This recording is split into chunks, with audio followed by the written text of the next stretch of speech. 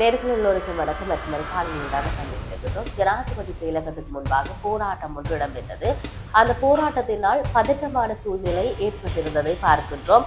தமது சேவையை நிரந்தரமாக்குமாறு கோரி ஆசிரியர் அபிவிருத்தி உத்தியோகத்தர்கள் குழு ஒன்று ஆர்ப்பாட்டத்தை இன்றைய தினம் முன்னெடுத்திருந்தார்கள். நீதியின் மரணம் என குறிப்பிட்டு சபப்பட்டி ஒன்றை போராட்டக்காரர்கள் எரித்ததுடன் அதனை உடனடியாக அகற்றுமாறு காவல்துறையினர் தெரிவித்திருந்தார்கள். அதோடு இந்த உண்ணாவிரத போராட்டத்தினால் நடைபாதை தடைப்படுவதாக காவல்துறையினர் தெரிவித்திருந்தனர். போராட்டக்காரர்களுக்கும் காவல்துறையினருக்கும் இடையில தர்க்க நிலை ஏற்பட்டிருந்தது. 7 வருடங்களாக பாடசாலைகளில் கற்பித்தல் பணிகளில் ஈடுபட்டுள்ள தங்களை ஆசிரியர் சேவையில் நிரந்தரமாக்குமாறு வலியுறுத்தி ஆசிரியர் அபிவிருத்தி உத்தியோகத்தர்கள் குழு ஒன்று ஜனாதிபதி செயலகத்துக்கு முன்னாலே இந்த சத்தியாகிரக போராட்டத்தில் ஈடுபட்டிருந்ததை நாங்கள் பார்க்கின்றோம்.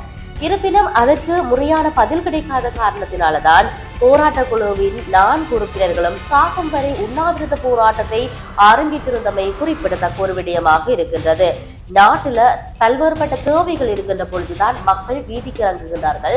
அரசு தேவைகளை எல்லாம் பூர்த்தி செய்து தருவோம் என்று சொல்லியிருந்தார்கள். ஆனால் அவற்றை நிறைவேற்றவில்லை. பல ஆசிரியர்கள் வீதிக்கு இறங்குகின்ற நிலைப்பாடு இருக்கின்றது. சுகாதார தொண்டர்கள் வீதிக்கு இறங்குகின்ற நிலைப்பாடு, இப்படி மீனவர்கள் வீதிக்கு இறங்குகின்றார்கள், விவசாயிகள் வீதிக்கு இறங்குகின்றார்கள். இப்படி ஒவ்வொரு துறை சார்ந்தவர்களுக்கும் வீதிகளுக்கு இறங்குகின்ற நிலை இருக்கின்றது. அந்த வகையில தான் அபிவிருத்தி ஆசிரியர் உத்தியோகத்தர்கள் தங்களுக்கான நிரந்தர நியமனத்தை தாருங்கள் என்று கோரி ஆர்ப்பாட்டத்தில் ஈடுபட்டிருப்பதை பார்க்கக்கூடியதாக இருக்கிறது. ஆகவே இவ்வாறு ஒரு நகர்வுகள் இருக்கின்றது. தங்களுடைய தேவைகள் பூர்த்தி செய்யப்பட வேண்டும் என்று சொல்லி இன்னொரு பக்கம் கொழும்பை மையப்படுத்தி தாயகத்தை மையப்படுத்தி இன்னொரு விடிய அரசியலானது சூடுபிடித்து இருக்கிறது. அந்த விடயம் என்னவென்று சொல்லி பார்த்தால் சிவஞானம் ஸ்ரீதரனுடைய நகர்வுகள் மிகப்பெரிய ஒரு பேசுபொருளை உண்டு பண்ணியிருப்பதை பார்க்கக்கூடியதாக இருக்கிறது. சிவஞானம் ஸ்ரீதரன் எம்பி இருக்கக்கூடிய தமிழ் கட்சிகளில் இருக்கக்கூடிய கட்சிகளின் உறுப்பினர்களை சாடுகின்ற நிலைப்பாடு, அதே போன்று அங்கால சுமந்திரன் ஸ்ரீதரனை சாடுகின்ற நிலை என்று மாறி மாறி 2 பேரும் சிறுபிள்ளைத்தனமாக விளையாடி பிடிப்பார்கள் என்று சொல்வார்கள். அங்கால ஓடிப்போய் விளையாடுங்க அப்படி என்று சொல்லுகின்ற ஒரு நிலைப்பாட்டில தற்பொழுது மாறி மாறி அவர்கள் தங்களுக்குள்ளேயே சாடுகின்ற அதாவது குற்றச்சாட்டுகளை முன்வைக்கின்ற நிலையை நாங்கள் பார்க்கக்கூடியதாக இருக்கிறது. அந்த வகையில நாடாளுமன்ற உறுப்பினர் சிவஞானம் ஸ்ரீதரனுடைய விவகாரம் கொழும்பு மைய அரசியலை நடத்துவதாக அல்லது தாயக மைய அரசியலை நடத்துவதாக என்ற பிரச்சனை என அரசியல் ஆய்வாளரும் சட்டத்தரணியுமான சமூக விஞ்ஞான ஆய்வு மைய இயக்குநரான ஜோதிலிங்கம் தெரிவித்திருப்பதை நாங்கள் பார்க்கின்றோம். அவர் ஊடக சந்திப்பு ஒன்று நடாத்தி இருந்தால் அந்த ஊடக சந்திப்பில் இவ்வாறான விடயத்தை சொல்லியிருக்கிறார். 2010ஆம் ஆண்டு சரத் பொன்சேகாவை ஆதரிக்கும் முடிவை இரா சம்பந்தன் எடுத்திருந்தார். அது சம்பந்தனின் முழு பொறுப்பு, அதனை எடுக்க வேண்டிய சூழலை உருவாக்கி இருந்தது என்று சொல்லியிருக்கிறார். அன்று முதலாவது எதிரி ராஜபக்ஷ அவரை பலவீனப்படுத்துவதே தமிழ் தேசிய கூட்டமைப்பு எடுத்த அந்த முடிவு அந்த முடிவை எடுத்திருந்தார்கள். அவர்களை பலவீனப்படுத்துவதுக்கு என்று சொல்லியிருக்கிறார். அன்று கஜேந்திரகுமாரும் சுரேஷ் பிரேமச்சந்திரனும் தமிழ் தேசிய கூட்டமைப்பில் இருந்தமையினால அந்த முடிவுக்கு இணங்கி போக வேண்டி இருந்திருக்கலாம். அப்போது அந்த முடிவெடுத்தது தவறு என்பது தன்னுடைய அபிப்பிராயம் என்ற விடயத்தை அரசியல் ஆய்வாளர் ஜோதிலிங்கம் சொல்லியிருப்பதை நாங்கள் பார்க்கின்றோம். இந்த இடத்துல பல்வேறுபட்ட விடயங்களை சொல்லுகின்ற பொழுதுதான் தமிழ் மக்களுடைய அபிலாசைகள் என்பது நிறைவேற்றப்படாமல் இருக்கிறது. அது தொடர்புல பொது வழியில எதனையும் கூறவில்லை. அவர் ஆதரவு கொடுத்திருந்தால் உண்மையில் அது தவறுதான் என்ற விடயம் சொல்லப்பட்டிருக்கிறது.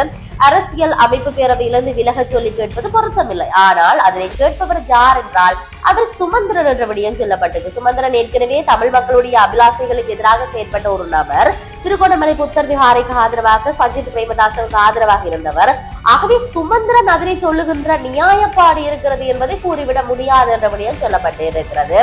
அவை இந்த இடத்துல சுமந்திரன் செய்கிறது சரியா பிழையா என்கின்ற ஒரு நகர்வு இருக்கிறது.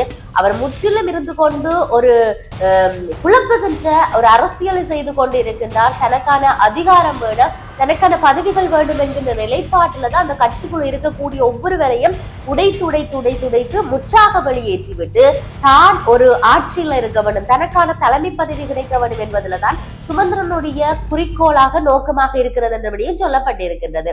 எல்லோருக்குமே தெரியும், நாடாளுமன்ற தேர்தலில் மக்களால் ஒதுக்கப்பட்டவர் தான் சுமந்திரன். அப்படி இருக்க கட்சிக்குள்ள எப்படி வந்திருந்தார் என்கின்ற நகர்வு தெரியும். சத்தியலிங்கத்தினுடைய அந்த பதவி ராஜினாமையை தொடர்ந்து அவர் பொதுச் செயலாளராக வந்திருந்தார். இப்படி பல நகர்வுகள் இருக்கின்ற பொழுது இங்கு சிவஞானம் ஸ்ரீதரனை பற்றி சுமந்திரன் சொல்லுகின்ற ஒரு விடயம் எவ்வளவுக்கு எடுத்துக்கொள்ளப்படும் என்கின்ற இன்னொரு விடயத்தை மையப்படுத்தி வருவதை நாங்கள் பார்க்கக்கூடியதாக இருக்கிறது. ஆகவே அவற்றினுடைய நகர்வுகள் இப்படி இருக்க, இன்னொரு பக்கம் கிறிஸ்தவ சபையாக மாறுகிறது தமிழரசு கட்சி சுமந்திரன் மீது பகிரங்க குற்றச்சாட்டு என்கின்ற இன்னும் ஒரு விடயம் பேசப்பட்டு கொண்டிருக்கின்றது. தமிழ் தேசிய அரசியல்ல முதுகெலும்பாக கருதப்படுகின்ற இலங்கை தமிழரசு கட்சிக்குள்ள தலைமைத்துவ போர் தற்போது இடம்பெற்றுக் கொண்டிருக்கிறது. வெறும் அதிகார மோதலாகத்தான் இருக்கின்றது என்ற விடயம் சொல்லப்பட்டிருக்கின்றது. எது எப்படி இருந்தாலும் தாயகத்தை மையப்படுத்தி இருக்கக்கூடிய ஒரு மிக முக்கியமான ஒரு கட்சியாக இருந்ததுதான் தமிழரசு கட்சி. ஆனால் இப்பொழுது தமிழரசு கட்சியின் நிலைப்பாடு என்பது மிகப்பெரிய கேள்விகளை தொக்கி நிற்கின்றது என்பதை இந்த இடத்தில் பதிவு செய்து கொண்டு பொறுத்திருந்து பார்ப்போம் எப்படி இருக்க போகிறது. கட்சி குழுவில இருந்து விலக போகிறாரா ஸ்ரீதரன், இல்லாட்டி சுமந்திரன் இன்னும் தலைமை பதவியில இருக்க போறாரா, இல்லாட்டி அவர்களுக்குள்ள இருக்கக்கூடிய அந்த முருகல் நிலை என்பது எப்படி சமநிலையில செல்ல போகிறது, மக்களால் அவர்களை ஏற்றுக்கொள்வார்களா, இல்லாட்டி மக்களே பொங்கி எழுந்து அவர்களை வீடுகளுக்கு துரத்தி விடுவார்களா என்பவற்றையெல்லாம் நாங்கள் பொறுத்திருந்து பார்ப்போம். மற்றொரு காணொளியூடாக சந்திப்போம். வணக்கம்.